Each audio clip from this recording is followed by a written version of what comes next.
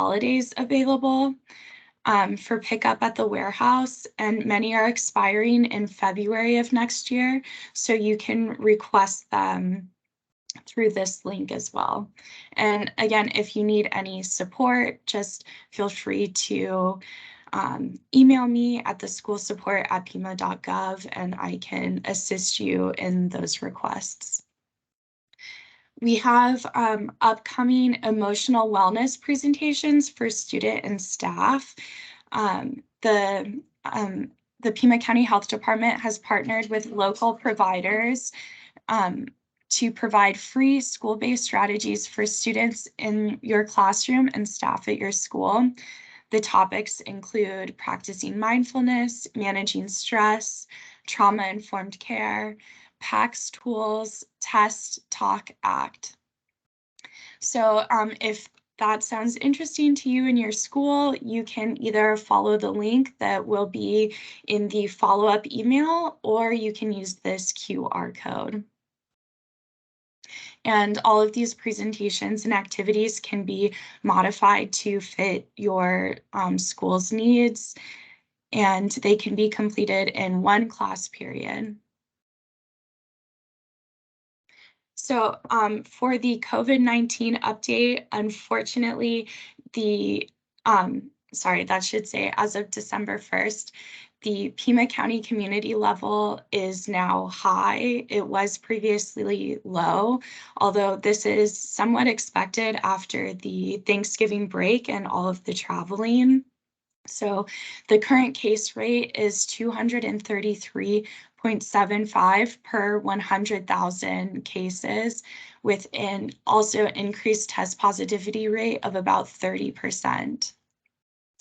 Right now, 54.1% of ages 5+ have received their first booster dose. So as you can see, the COVID-19 community levels in Arizona have mostly switched to medium and high, with, again, Pima County now being classified as high. So this new designation of a high community level means that the CDC has changed their recommendations for Pima County. It now recommends that we wear a mask indoors in public and on public transportation, and also to get tested if you have symptoms, and if you are at high risk of severe illness, consider taking extra precautions.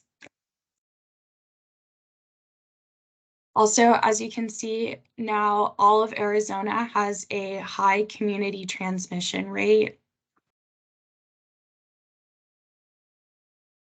And these are just a few resources for COVID, as well as monkeypox. Again, you can contact us at schoolsupport@pima.gov if you have any questions or would like guidance or assistance on an outbreak at your school or district. I'm going to now give the screen to Adriana, who is going to share about the QPR training that's coming up.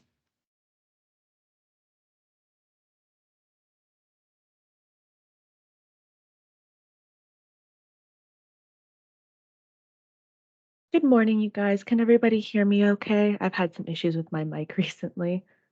Yes, we can hear you. Okay, perfect. Thank you guys, and thank you so much, Celine, for the introduction. Once again, my name is Adriana. I'm from the Pima County Health Department, and we're in the Community Mental Health and Addiction team. Let's see if I can share my screen. So I'm just going to be talking to you guys a little bit about QPR. It is our suicide prevention training. We actually have 2 trainings coming up this month.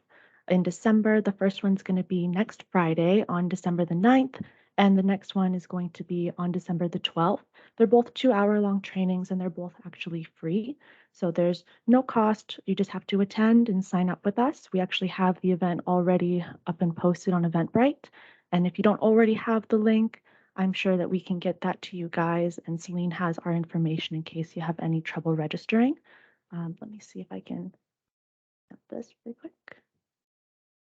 I just have a few slides to show you guys, as well as a video that just kind of goes over what the QPR Institute is, what it means to be a QPR gatekeeper, and then I'll go on over some of what we would actually be covering in the training, that in the 2-hour training, and then if you guys have any questions afterwards. Okay, that should be my screen. So this is just going to be a short video about the QPR Institute.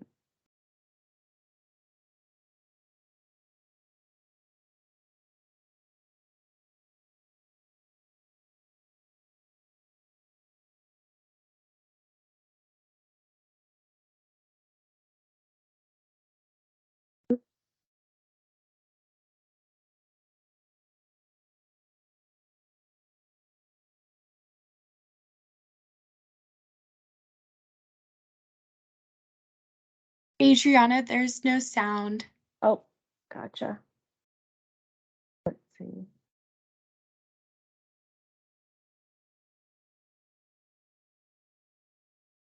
Maybe if I turn my own sound off. Sorry about that.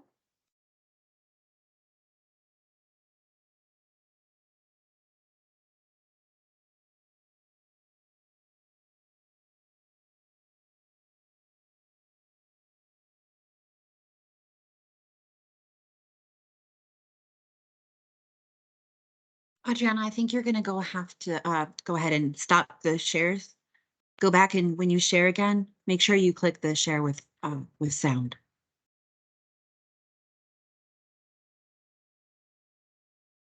Thank you. That would make sense.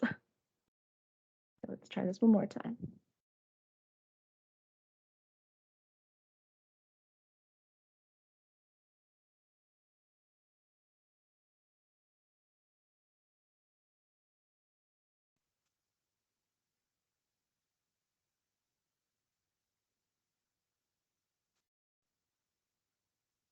Alrighty, here we go. Thank you guys for your patience.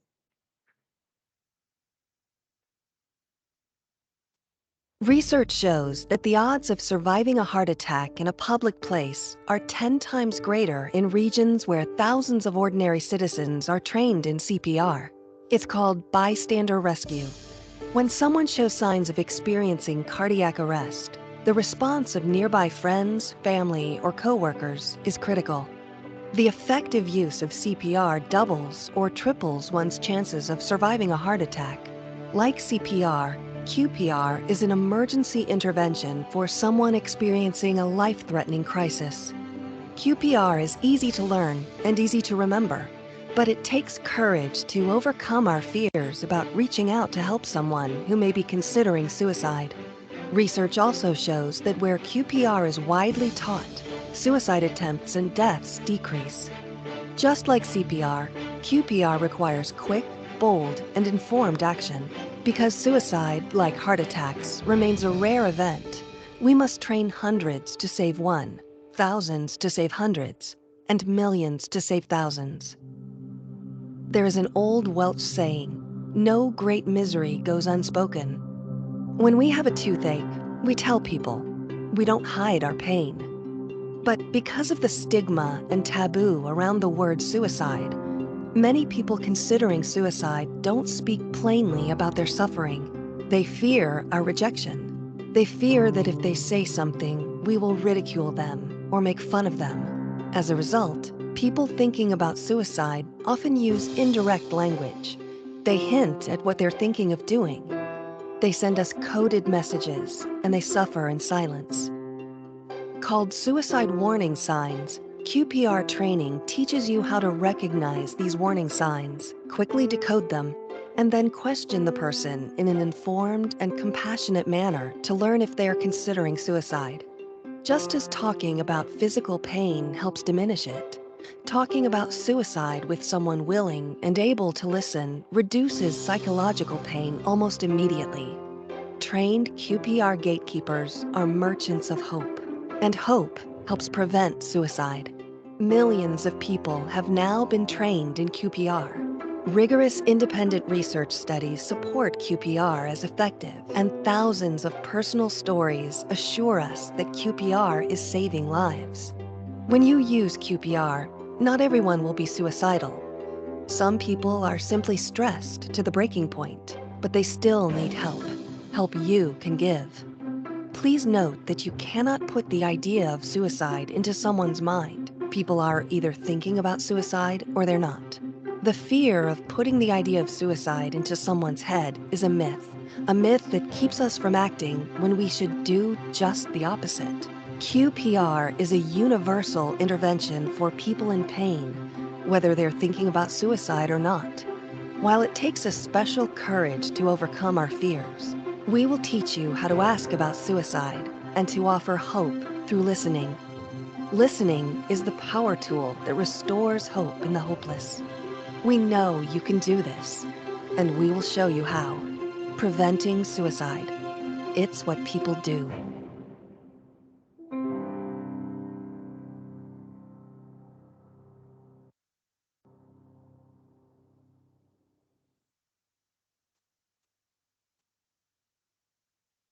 All right, so that was the video, you guys. Let's see. QPR, like we said before in the video, it's not intended to be a form of counseling or treatment, so you don't have to be a therapist or a doctor. You don't even have to be a case manager in order to offer QPR. It's really just intended to offer hope through positive action and hopefully how to have a positive interaction and a positive end result with someone who's going through crisis and possibly considering suicide. This next slide is just some stats that we have from the Pima County as well as Arizona and the United States. Our suicide mortality rate per 100,000 individuals. And as you can see in the slide, since 2016, our numbers in Pima County, which is going to be the blue line there, has actually been higher than both the state average and the national average. So unfortunately, even if you don't know anyone or have any personal experience with the topic, it really is a major community issue, especially in Pima County. And then these are just some of the things that we would be going over in that 2-hour training. So we would be going over myths and facts about suicide. There are a lot of misconceptions and a lot of stigma connected to suicide. Risk factors, things that might contribute to someone possibly being at higher risk for suicide, as well as protective factors that can help kind of mitigate some of those risk factors. We cover clues and warning signs.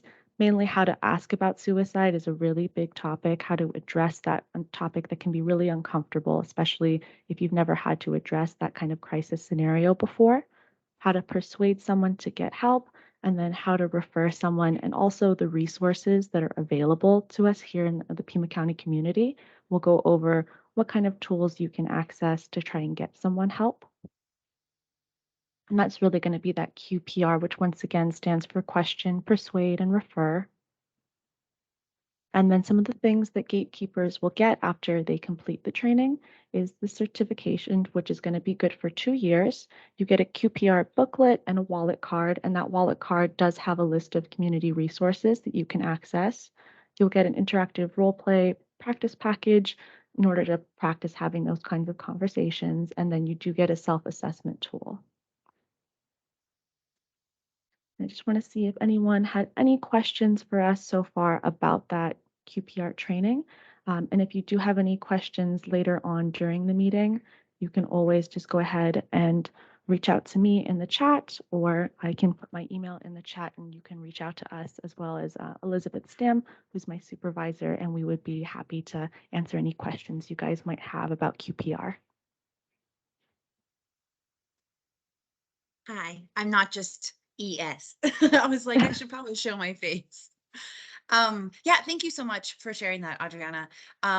We have had the pleasure of going out to every school district in Pima County over the last even just year. And we've done the QPR training for so many school staff, teachers, principals, school counselors, janitors.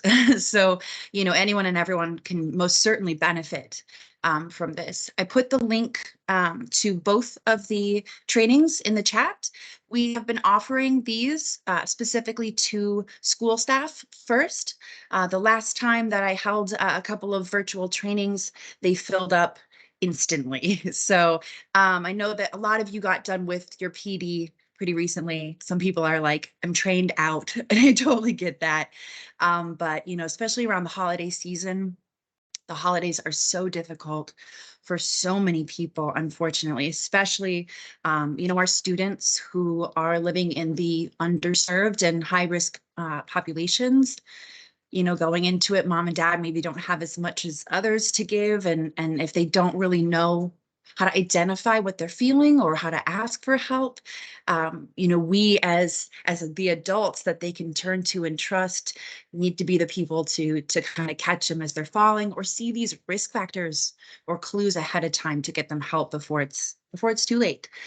So we really appreciate you guys letting us come and say hi and talk a little bit. But as Adriana said, we'll go ahead and stick around for a while. So if you guys have questions, just let us know. I saw that there was some stuff in the chat, but It looks like someone is asking, how do we sign our school up? oh, okay. So I put the links in the chat for individuals. Each QPR training can only max out at 35 people. So we've done them in different groups. Luckily, our team has currently 4 different trainers that are certified. So we can offer plenty if you're wanting to do a number of them. So yeah, it kind of depends on what you're wanting to do. Virtually is a lot easier if you want to kind of cover a little more ground. So we can do that, or we can come in person. But as far as signing the school up, I mean, you could always give me an email and maybe we could talk, because when you sign up using the Eventbrite link, you're just going to sign up for yourself. And it gives us the information we need for your certification. So we actually give you a certificate, and then we can allow you all of the access to the online resources, the booklet that Adriana was talking about. And then I think I saw, oh, about the Strengthening Family Program. Let me see.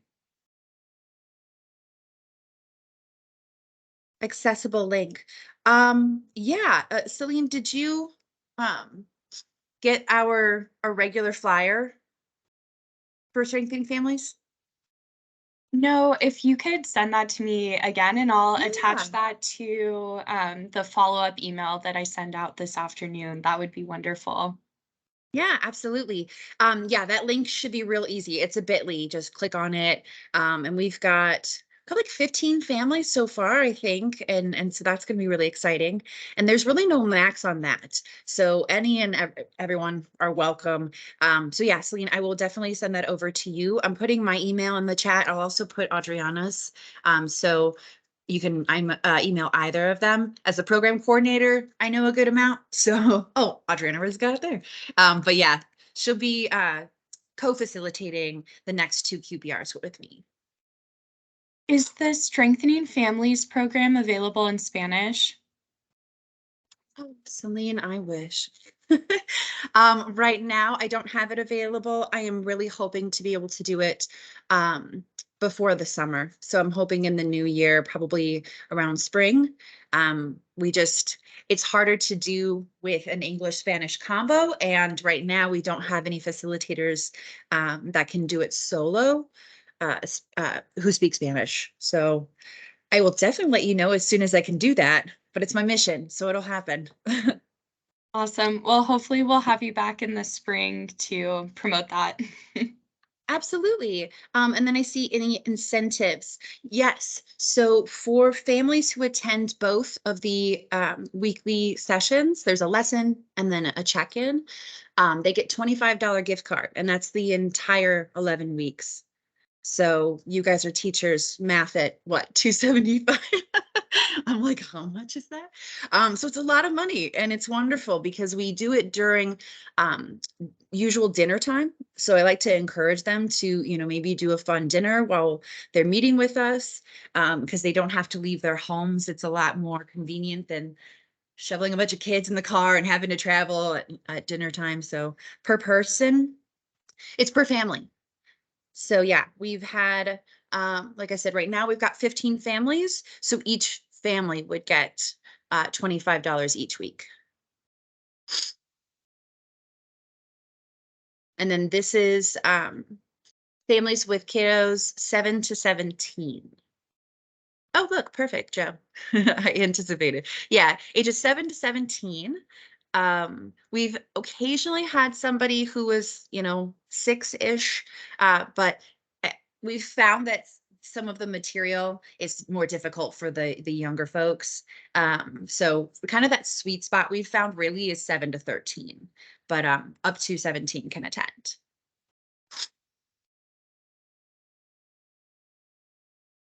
Were there any other questions?